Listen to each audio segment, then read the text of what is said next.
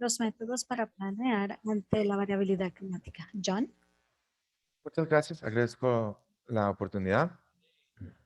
Para poner esto en contexto, hoy hablaré principalmente sobre el suministro de energía del Pacífico Noroeste y específicamente sobre la planificación de un suministro de energía adecuado frente a los climas cambiantes. Para empezar, debo decirles quién es el Consejo de Conservación y Energía del Noroeste y cuál es nuestra función.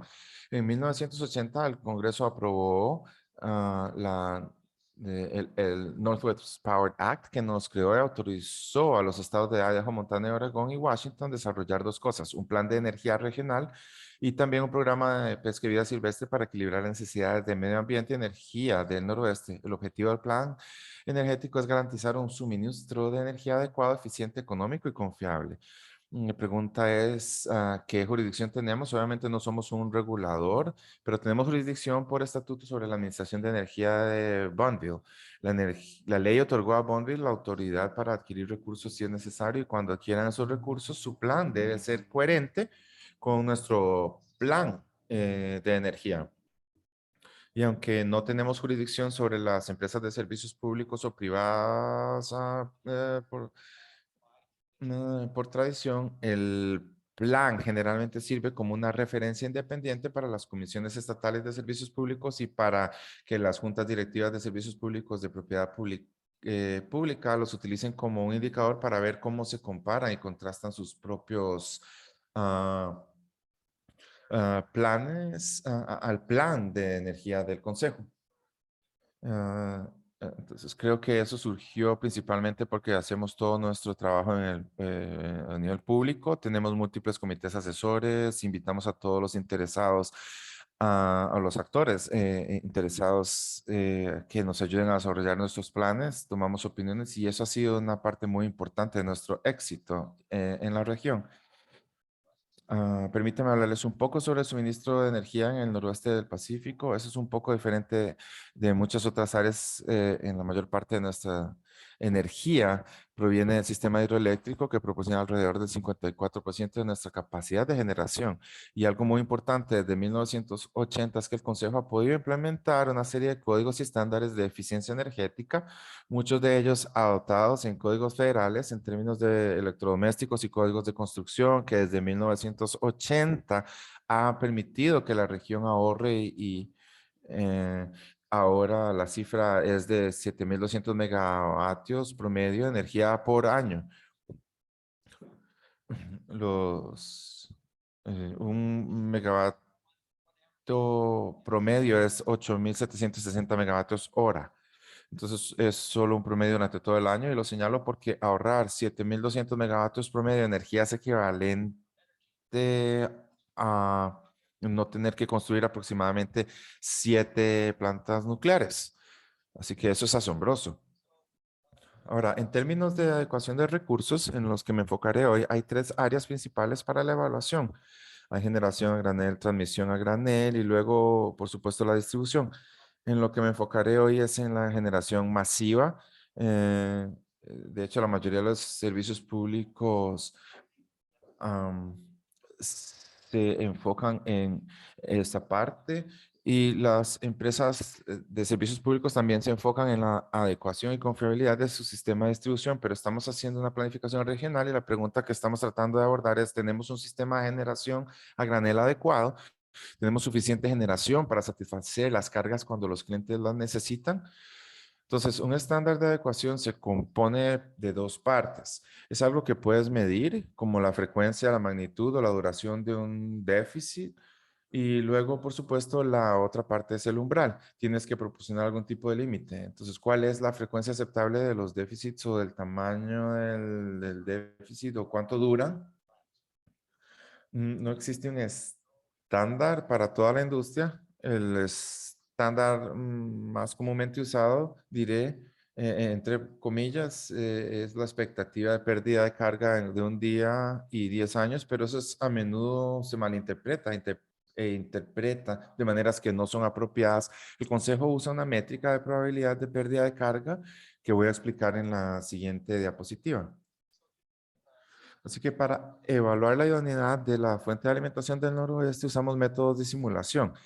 Escribimos un programa de computadora que simula la operación de todo el sistema de energía del noroeste en detalle y, y simulamos la operación de esa fuente de energía por horas durante un año. Y por supuesto no sabemos todo lo que sucederá en el futuro. Por ejemplo, no sabemos cómo será la precipitación, cuál será la temperatura o cuánta generación eólica y solar o tendremos. Y por supuesto sabemos que los generadores a menudo tienen cortes forzados y lo que hacemos entonces es hacer la simulación miles de veces y para cada simulación elegimos una combinación diferente de estas variables aleatorias. Diferentes caudales de ríos, temperaturas y demanda, generación eólica y solar y cortes forzados. Luego, el modelo registra todas las horas en las que no se puede atender a la demanda y luego a partir de ese registro de reducción calculamos la probabilidad de pérdida anual de carga simplemente como el número de simulaciones. Recuerden, cada simulación es por un año. Así que el número de simulaciones que tienen al menos un evento de déficit dividido por el número total de simulaciones que ejecutamos. En inglés, lo que esto significa es que el consejo considera que el suministro de energía es adecuado si la probabilidad de tener una o más fallas en un año futuro es menor o igual a 5%. Y debo enfatizar aquí que por déficit no nos referimos a una reducción o a un apagón. Realmente queremos decir que es desafortunado que ese término se haya quedado, pero porque en el nombre dice probabilidad de pérdida de carga, pero lo que realmente mide es la probabilidad que los servicios públicos tengan que tomar algún tipo de contingencia o acción de emergencia para mantener las luces encendidas. El estándar de 5% no significa que mm, hasta un 5% de posibilidad de apagón, sino que hasta un 5% de probabilidad de que en algún momento tengamos que tomar algún tipo de acción de emergencia. Bien, ¿cómo usamos este estándar de adecuación en nuestra planificación de recursos? Bueno, el Consejo tiene otro modelo informático, es un modelo de expansión de recursos que analiza un horizonte de estudio de 20 años, a partir de ahora hasta 2041 para el plan de energía actual y viéramos múltiples caminos, caminos de demanda desde hoy hasta el futuro.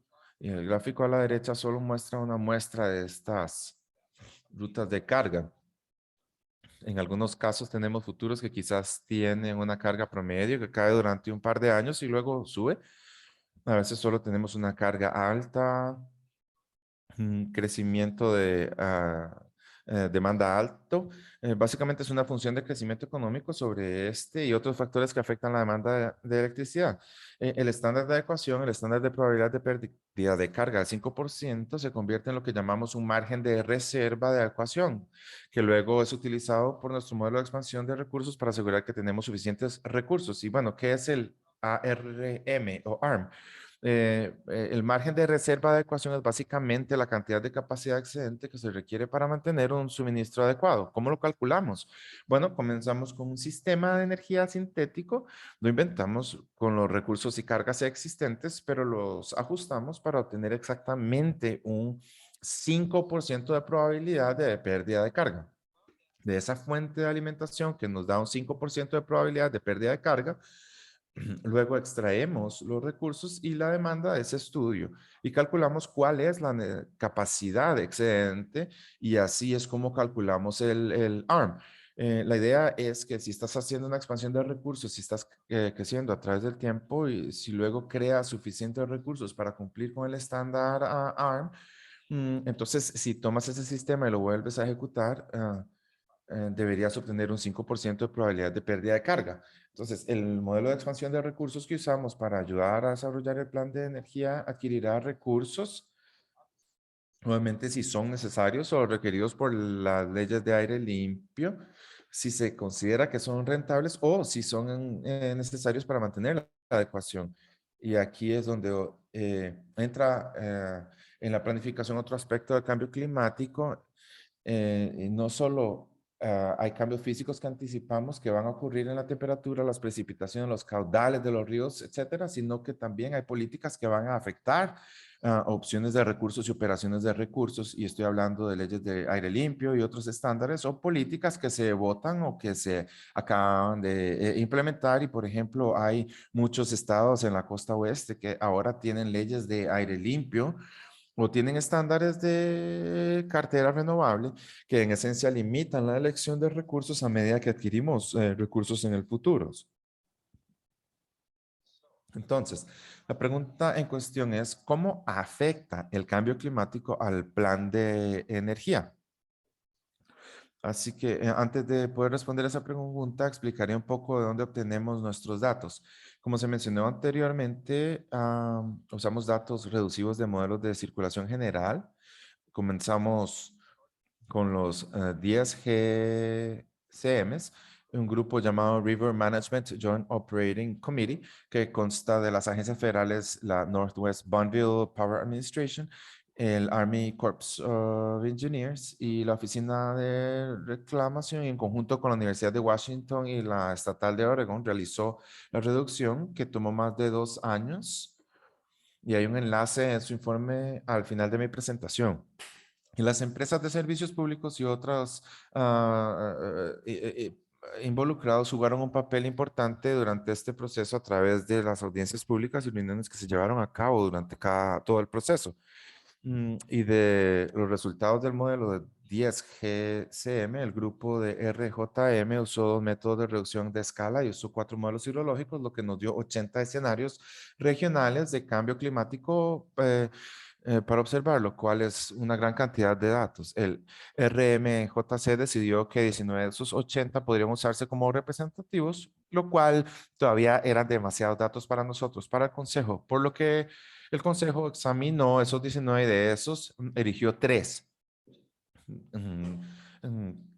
que representan los posibles futuros del cambio climático. Queríamos capturar la gama completa de cambios potenciales y también queríamos asegurarnos de que lo que seleccionamos no sesgara los resultados en una dirección u otra. Y todo esto se detalla en nuestro plan de energía, en el cual tenemos un enlace al final. Primero, veamos las temperaturas. Quiero controlar el tiempo aquí muy rápido. Lo siento.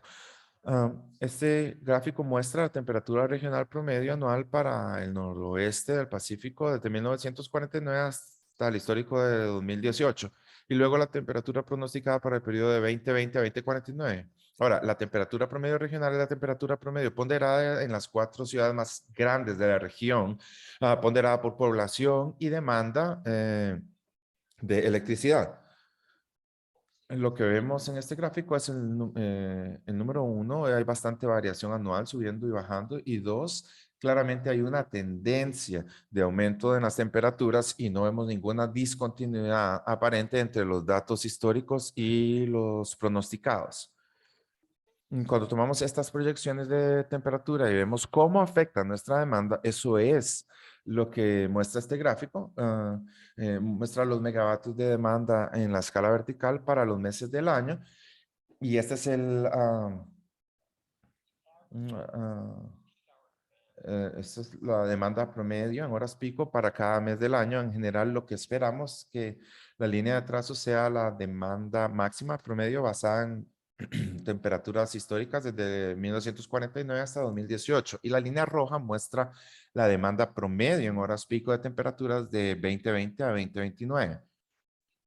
Y podemos ver que la tendencia aquí es que para el invierno la demanda en el noroeste bajará y la demanda en el verano aumentará. Debo advertir esto al decir que estas proyecciones de demanda asumen que no hay cambios de política en términos de políticas o reglas de descarbonización. En otras palabras,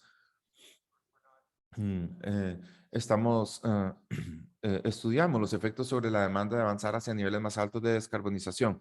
Ese trabajo que hicimos también está en nuestro plan de energía con el enlace al final de mi presentación. Entonces uno podría decir, bueno, estos cambios parecen bastante grandes. Entonces, ¿por qué, parece si retrocedemos, por qué vemos un cambio tan grande, un cambio tan amplio en la demanda? Porque no vimos mucha discontinuidad en las temperaturas. Bueno, la respuesta a esa pregunta es que estamos buscando en la demanda promedio en hora pico de un periodo histórico que es bastante largo.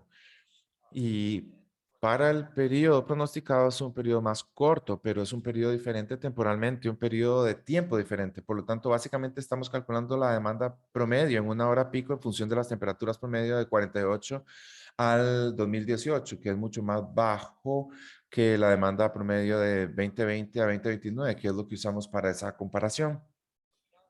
Si ahora miramos los caudales de los ríos, que es otro componente de nuestro modelo, este gráfico muestra, disculpe, el volumen eh, eh, entre enero y julio. Esta es la cantidad de agua que fluye a través del río, el sistema del río Columbia y todos los afluentes. ah, y nuevamente tenemos datos históricos a la izquierda y luego los datos extraídos de los estudios reducidos de cambio climático a la derecha. Y vemos acá el mismo tipo de variación de un año a otro, muchas variaciones entre ellos, pero en este caso no vemos ninguna tendencia aparente que aumente o disminuya. Y esto se traduce en un cambio promedio en los caudales de los ríos. Se esperan caudales más altos en el otoño e invierno hasta abril o mayo y luego caudales más bajos desde junio hasta el final del verano. Entonces, todo esto puede marcar una gran diferencia en términos de nuestra evaluación de adecuación.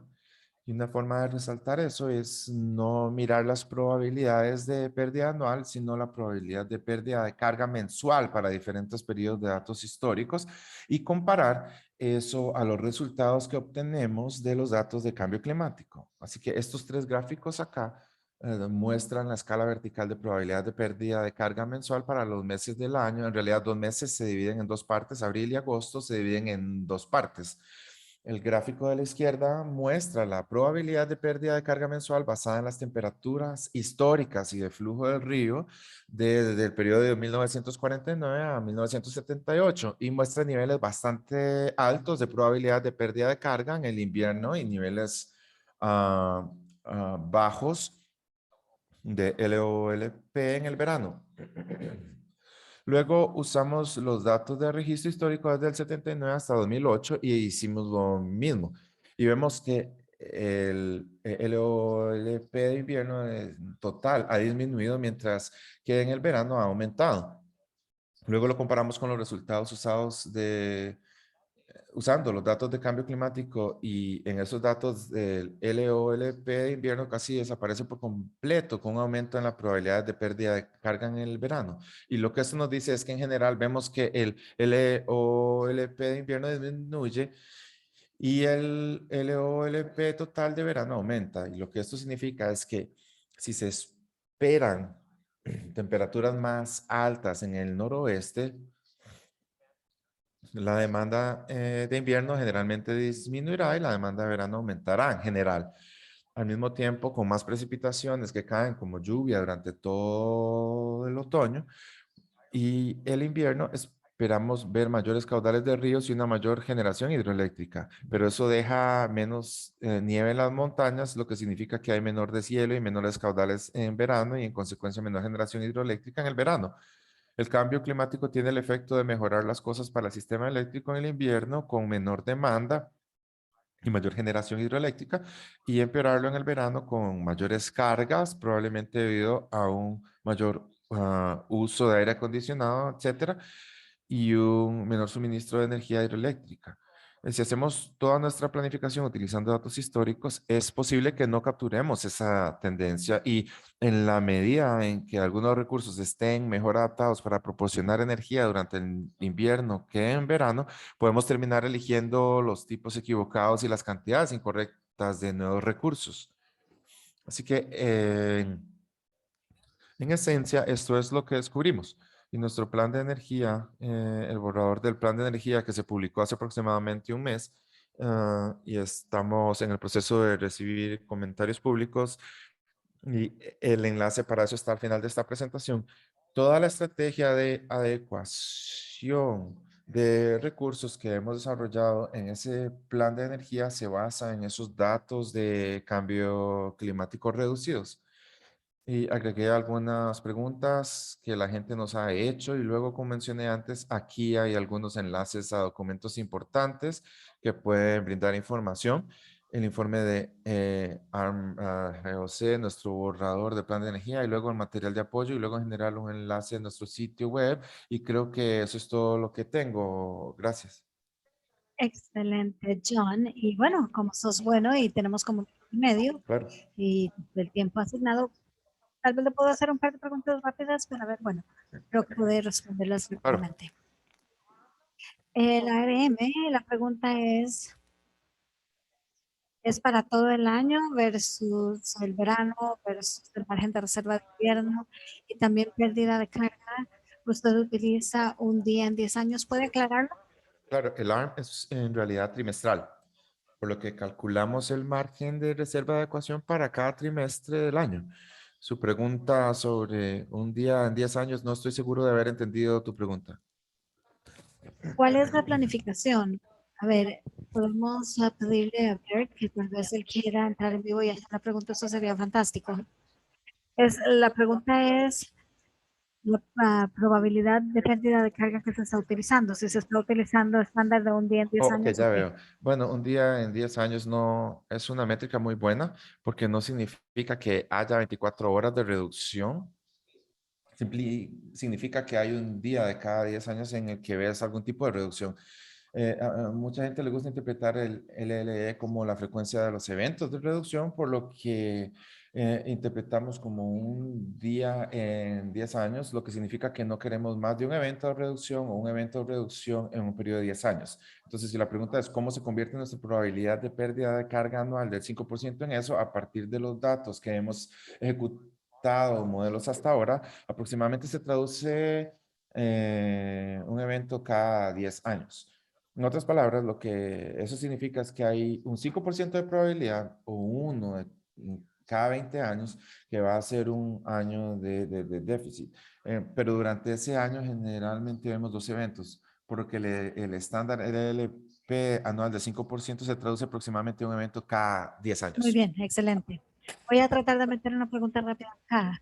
Juliet mencionó impactos Sí, interregionales y no, bueno, yo quiero hacerte una pregunta sobre lo que son los intercambios de energía estacionales con California. Yo sé que tenemos amigos en California en la línea.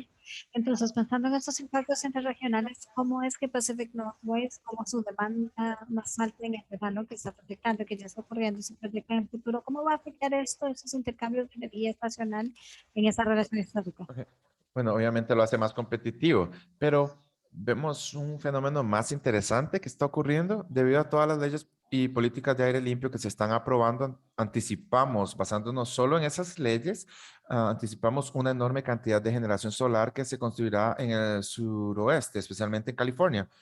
Eso juega una dinámica interesante en nuestro modelado. Lo que vemos es que el mercado que va en ambos sentidos ahora va a estar dominado por una enorme cantidad de energía de mediodía, energía solar que es muy, muy barata, lo que permite al noroeste comprar esa energía durante la mitad del día y ahorrar la generación hidroeléctrica para liberar más tarde en el día cuando California la necesite, durante su periodo de rampa en la noche, cuando el sol se pone. Y así la importancia de esas transacciones interregionales ha aumentado ahora debido a la diversidad compartida. Así que creo que y lo tenemos en cuenta al desarrollar nuestro plan de energía. Excelente, gracias. Bien, sigamos adelante. Tenemos tal vez más preguntas para allá más adelante. Vamos a hacer introducir a Robert Lemke con Rand Corporation. Él nos va a hablar, a pasar de lo que es todo planificación, cómo tomamos realmente las decisiones. Sí, gracias.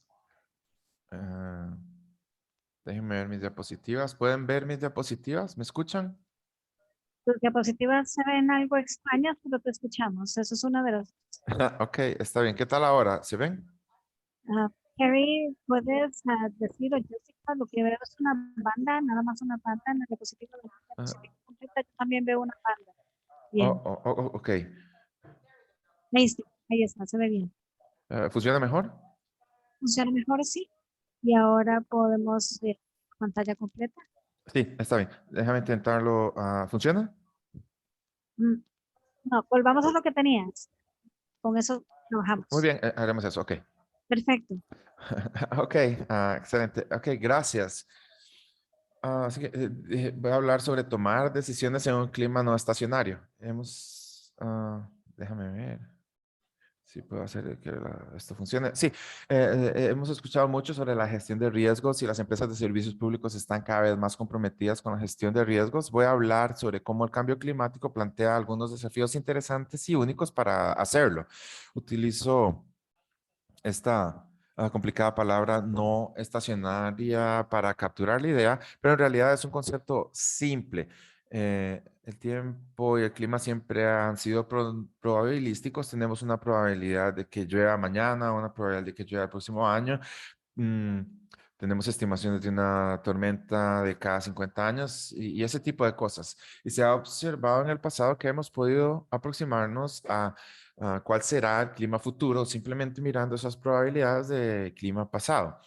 Y con el cambio climático eso ya no es cierto. Esto plantea un par de desafíos. Uno es el tipo de incertidumbre más extrema. Aquí muestro algunos datos del informe del grupo de trabajo uno del IPCC que Juliet mencionó. Este es el Atlas Interactivo. Tienes un sitio web acá que en realidad es una gran herramienta que les recomiendo. Y lo que muestra acá es un resumen de las proyecciones de 28 modelos climáticos eh, de cambio en la precipitación en América del Norte en 2050 y hay mucha información aquí, pero lo que es particularmente sobresaliente, lo que quiero enfatizar es que las regiones eclosionadas son lugares donde hay poca coincidencia entre los modelos, por lo que estábamos seguros de que habría un cambio significativo, pero exactamente el carácter de ese cambio es mucho menos claro y eso, verán, incluye gran parte de los Estados Unidos continentales. El otro problema es la complejidad. Podemos estimar los riesgos individuales como producto del peligro, la vulnerabilidad, la exposición y luego responder sobre lo que sucede cuando respondemos a esos riesgos, pero esos riesgos también se combinan, se conectan, se aumentan entre sí. Hablamos un poco sobre los riesgos interregionales, que es el clima que afecta a diferentes regiones conectadas, lo que aumenta el riesgo, ah, como los incendios forestales que son importantes aquí en California. No es solo sequía, no es solo calor, sino que la crisis de la vivienda ha puesto la gente en camino de los incendios. Eh, eh, esto entonces, estas cosas se unen para amplificar los riesgos y esto plantea desafíos tanto analíticos como organizativos. Ah, Hablaré de los desafíos analíticos, pero también los organizacionales. La planificación pública debe ser objetiva, sujeta a reglas y procedimientos claros que rindan cuentas al público. Pero cuando incorporamos el cambio climático a la mezcla, tenemos información científica incierta, incompleta, que se mueve rápidamente, a veces irreductiblemente, se cruza con muchos intereses y valores diferentes. Necesitamos considerar escalas de tiempo largas, además de las de mediano y corto plazo, y hay una certeza cercana a la sorpresa. Cuando pensamos en una especie de jerarquía de respuestas que tendríamos que hacer, ciertamente hay estándares y códigos actualizados. ah, lo que dice que no hemos olvidado de algunas otras charlas en las que los estándares y códigos se han calibrado para aprobar el clima. Tenemos que actualizar en el clima futuro, pero no es tan simple como tomar un nuevo tiempo, proyectar series de tiempo y reemplazar una serie de tiempo a nivel histórico. Debido a la incertidumbre, tenemos que considerar múltiples pronósticos en lugar de uno y porque este es un sistema constante cambio, tanto en el clima como algunas de nuestras respuestas al mismo tiempo, como la descarbonización, necesitamos entonces pensar en una respuesta y un plan adaptativo ah, más robusto y adaptable. Ah, entonces, debería haberse adaptado, pero no va a funcionar acá. Pero la idea es movernos de un modelo más... disculpen. Perdón, señor Robert. Sí.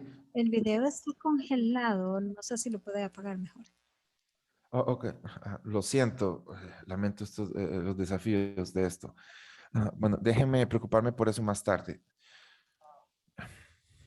Entonces, pasamos de una gestión de riesgos iterativa donde los planes, acciones, estrategias reducen la probabilidad o la magnitud de las posibles consecuencias adversas de todo el proceso iterativo de gestión de riesgos, que enfatiza que anticipar y responder al cambio climático no consiste en un solo juicio, sino más bien un ciclo continuo de acción y respuesta. Además de pensar en el riesgo como la probabilidad cuantitativa multiplicada por la consecuencia, debemos tener una visión más amplia, reconociendo que a veces esos riesgos son imprecisos y a veces difíciles de cuantificar. Entonces, quiero hablar un poco sobre una forma de abordar sistemáticamente esta visión más amplia de riesgo. Puedo pasar al nombre de la toma de decisiones bajo una profunda incertidumbre y darles un ejemplo, una aplicación y luego hablar sobre algunas implicaciones. Así que hay una gran variedad de herramientas tradicionales de gestión de riesgos que funcionan muy bien cuando la incertidumbre es limitada o restringida. ah, por lo general avanzan comenzando con una comprensión de lo que será el futuro, a veces un pronóstico, pero de manera más rica, una comprensión probabilística del futuro. Podemos usar eso para clasificar las opciones y luego podemos hacer un análisis de sensibilidad. Y esto se considera útil como predecir y luego actuar porque necesitamos tener nuestras predicciones en su lugar antes de que podamos descubrir las mejores respuestas. Predecir y luego actuar funciona muy bien en muchas condiciones, pero puede comenzar a fallar cuando las incertidumbres son profundas. Por lo que estas predicciones se convierten en un poco de visión de túnel. Y en condiciones de incertidumbre profunda, hay una presión para subestimar la incertidumbre, descuidar las conexiones entre los riesgos. El análisis competitivo puede contribuir al estancamiento y a menudo sabemos mucho sobre un problema que no es predictivo, pero que puede ayudarnos a elegir mejores estrategias. Así que aquí di una definición de esta idea de incertidumbre profunda, pero es cuando no sabemos o no estamos de acuerdo sobre la probabilidad de futuros diferentes o incluso con certeza cómo nuestras acciones se relacionan con las consecuencias. Entonces, en lugar de lo que podríamos considerar como un dado que representa probabilidades bien caracterizadas, tenemos una profunda incertidumbre que podría caracterizarse por el comportamiento de la tecnología futura, los requisitos regulatorios futuros o incluso el periodo de retorno de los eventos extremos de hoy.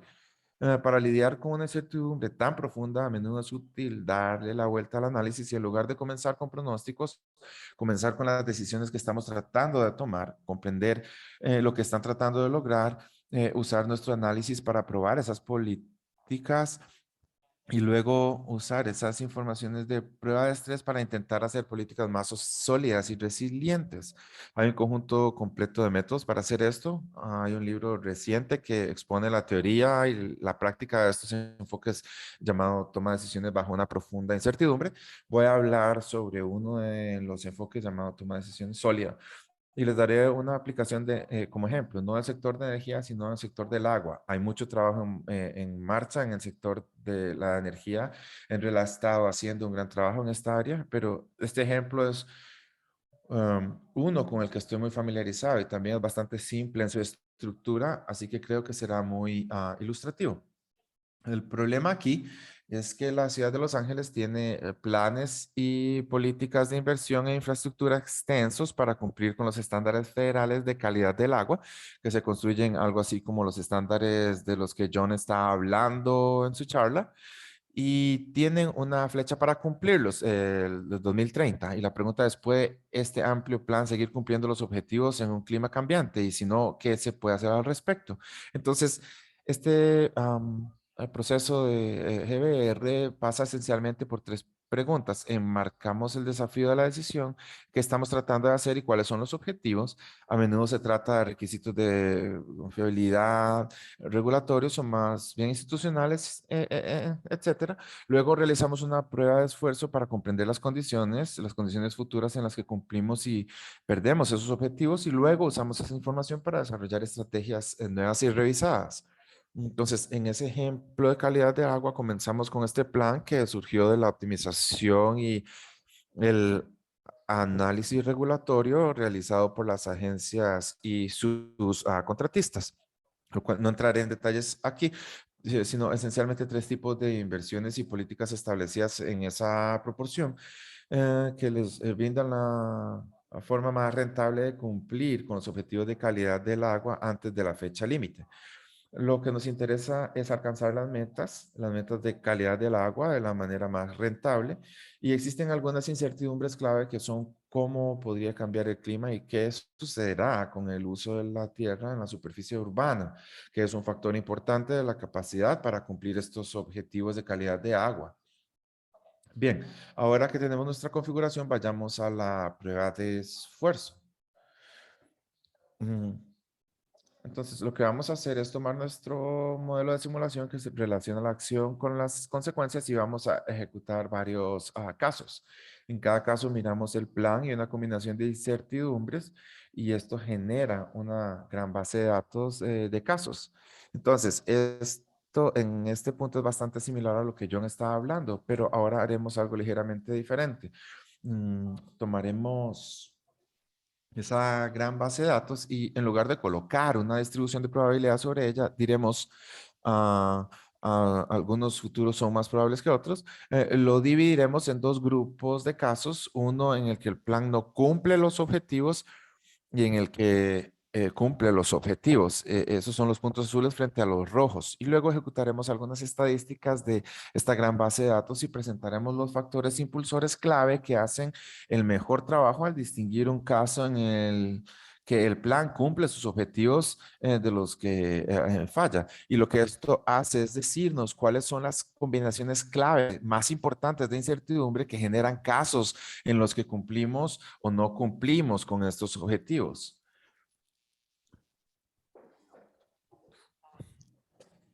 Esto nos da dos escenarios. El plan cumple con las metas, el plan no logra las metas y podemos avanzar a través de él. Y no me molestaría hacerlo acá, parte de la animación no funciona, pero la gran X verde en la parte superior izquierda es el caso de planificación. Esto es lo que la agencia llevó a los reguladores para mostrar dónde el plan cumple con las metas y efectivamente eso está en los escenarios del plan que cumple con las metas, pero vemos que es bastante sensible a cualquier cambio en las 24 suposiciones sobre lluvia de 24 horas. Lo que resulta que el eje vertical aquí es el área impermeable de toda la ciudad que se ve fuertemente afectada por las regulaciones en otro departamento y en particular si la ciudad tiene éxito en su plan maestro de aguas pluviales que comienza comprar gran parte de, el clima de incertidumbre. Ah, entonces, lo que encontramos aquí es que el plan de calidad de agua corre el riesgo de no cumplir con los objetivos de calidad de agua debido al cambio climático. Pero si alguna otra parte de la jurisdicción cumple con sus objetivos, eso elimina gran parte del riesgo climático. Así que ese es el resultado de nuestra prueba de esfuerzo. Y también debo señalar que este es un ejemplo de este riesgo complejo, porque la medida en que el cambio climático afecta a nuestro plan depende de lo que esté haciendo alguna otra jurisdicción con sus regulaciones. Bien, entonces debería preocuparse los tomadores de decisiones. Entonces lo que hacemos aquí es analizar un par de formas diferentes de reducir la escala de la información climática y resulta que ambos indican que el plan está en riesgo si el uso del plan no cambia, pero que cambiar el uso de la tierra prácticamente elimina la incertidumbre. Y un par de cosas para mencionar aquí es que lo que hemos hecho es que usamos la información climática reducida, pero la usamos al final en lugar del principio. Ah, hola, ¿estoy todavía? ¿Me escuchan? Sí, sí, ahí estás. Te escuchamos. Ok, lo siento. Ok, es una cosa importante es que hemos utilizado la información climática a menor escala hacia el final de la prueba de la resistencia en lugar del comienzo. am, eh, y resulta que los resultados son bastante insensibles a los detalles de la reducción de escala que utilizamos. Entonces, este gran paso que requiere mucha mano de obra en realidad se produce más adelante en el proceso y a veces importa mucho y a veces importa mucho menos. Ahora sabemos que debemos preocuparnos al menos en algunas situaciones por el cambio climático. Y lo que hicimos aquí es idear un plan adaptativo, uno que consiste en acciones a corto plazo, cosas que vamos a monitorear y se observan las acciones contingentes acá. Esto se deriva directamente de la prueba de resistencia porque podemos comenzar con el plan actual y observar los elementos en los dos ejes aquí, el clima y el uso de la tierra. Y si el clima, podemos estar seguros de que el clima no está cambiando mucho, lo cual es muy difícil de hacer. O podemos ver que el uso del suelo está cambiando mucho, lo que en realidad resulta mucho más fácil de observar y medir. Si ocurre una de esas dos cosas, podemos seguir con nuestro plan actual y si no es así, tenemos que aumentar ese plan y podemos comprender de antemano lo que tendríamos que hacer para reducir nuestras vulnerabilidades si estamos en ese escenario rojo, ese escenario vulnerable. Pero no necesitamos tomar las medidas hasta más tarde, hasta que observemos que realmente nos dirigimos hacia ese escenario. Entonces, deberíamos adoptar este plan adaptativo para que ahora podamos ver un par de métricas diferentes y un par de escenarios diferentes. Entonces, si comenzamos con el escenario, el plan cumple con la meta o si intentamos alcanzar la calidad del agua en curso, resulta que el plan actual es el mejor porque fue diseñado para este escenario. Hay un par de otros tipos de planes adaptativos. El que les mostré, el del medio, también cumple con los objetivos de calidad de agua, pero es un poco más costoso que el plan actual porque hay que prepararse para responder. Pero si luego miras el otro escenario, el escenario del plan no cumple con las metas, en el plan actual falla bastante, pero este plan actual preparado para ajustarse como un plan adaptativo funciona bastante bien. Entonces, comenzar con el plan actual, pero preparado para ajustar, representa una estrategia de en este mundo de profunda incertidumbre. Y lo que les doy aquí son un par de otras definiciones de estrategia sólida. Todos funcionan razonablemente bien, aunque en diferentes tipos de aplicaciones pueden usar diferentes. Es que permítame concluir diciendo que estos métodos de toma de decisiones y de incertidumbre profunda pueden ayudar a garantizar que los planes cumplan los objetivos incluso cuando las incertidumbres son profundas. La idea básica es que ustedes planifican con múltiples futuros, no solo uno, y eligen los futuros para poner a prueba los planes de una organización. Los pronósticos probabilísticos llegan más tarde, una vez que tienes los resultados de tus pruebas de estrés. Buscas planes sólidos que funcionen bien en muchos futuros, no intentes optimizar para un futuro mejor estimado y que a menudo obtienes planes sólidos al ser flexible y adaptable.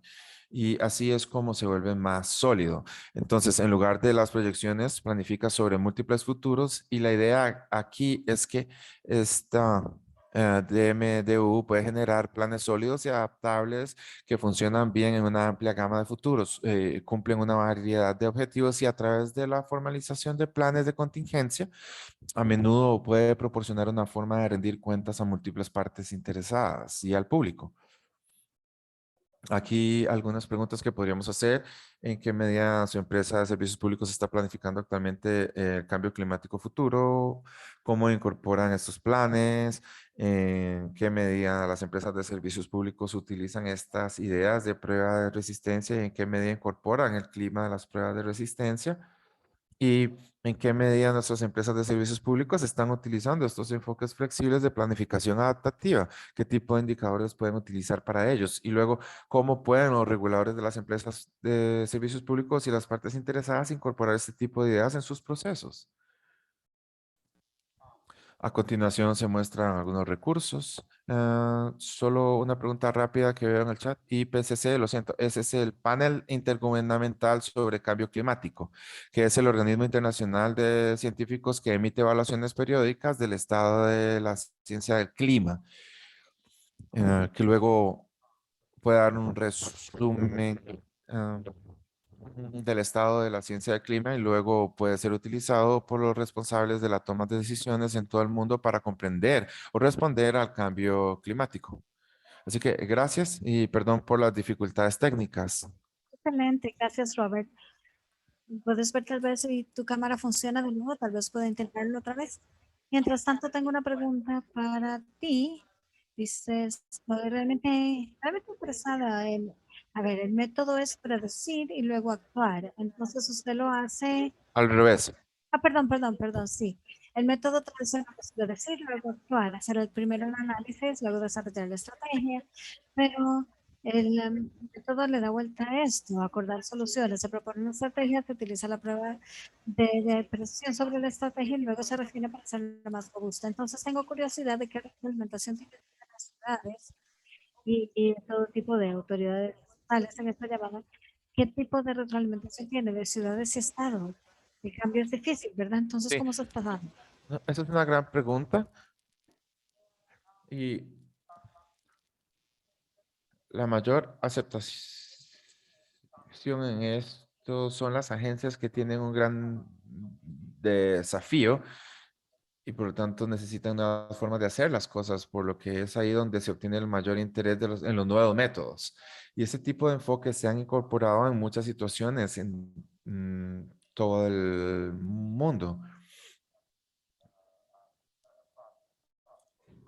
por lo que ha habido cierta aceptación. Entonces, a veces una organización descubre que quiere liderar con estas ideas, otras veces dicen que los planificadores o el personal técnico de una agencia encontrarán que es algo muy poderoso para ellos, pero una vez que han encontrado el plan que es sólido, lo llevan adelante y no hablan mucho, no resaltan tanto sobre el análisis de escenarios múltiples que lo generó. Entonces, obtienes diferentes estrategias y diferentes respuestas. Muy bien, fantástico. John, creo que todavía estás con nosotros.